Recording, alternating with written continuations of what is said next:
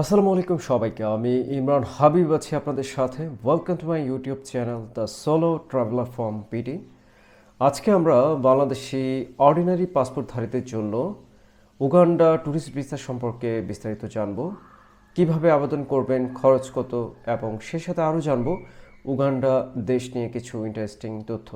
তো চলুন শুরু করা যাক আফ্রিকার এক অসাধারণ দেশকে নিয়ে। বাংলাদেশি সাধারণ পাসপোর্টধারীদের জন্য উগান্ডা ভ্রমণে সাধারণত আগে থেকে ভিসা নিতে হয়। বর্তমানে উগান্ডার ভিসা সিস্টেম চালু রয়েছে। আপনি উগান্ডার অফিসিয়াল ওয়েবসাইট visas.immigration.go.ug এই ওয়েবসাইটে গিয়ে উগান্ডার ভিসার জন্য অ্যাপ্লাই করতে পারেন।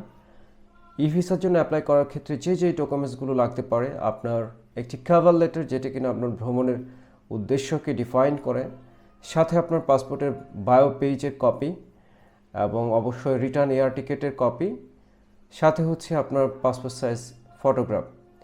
এর সাথে আপনি আলাদা করে আপনার হচ্ছে যে হোটেল বুকিং এবং ব্যাংক স্টেটমেন্টের তথ্য আপনি চাইলে আপলোড করতে পারেন।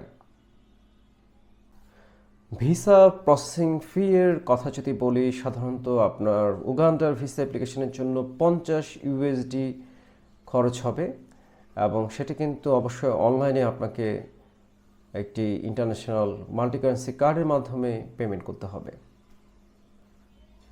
আরেকটি বিষয়, এই যে ভিসা অ্যাপ্লিকেশন ফি, এটা কিন্তু নন রিফান্ডেবল, অর্থাৎ আপনার যদি ভিসা নাও হয় তাহলেও কিন্তু এই অর্থ আপনি ফেরত পাবেন না।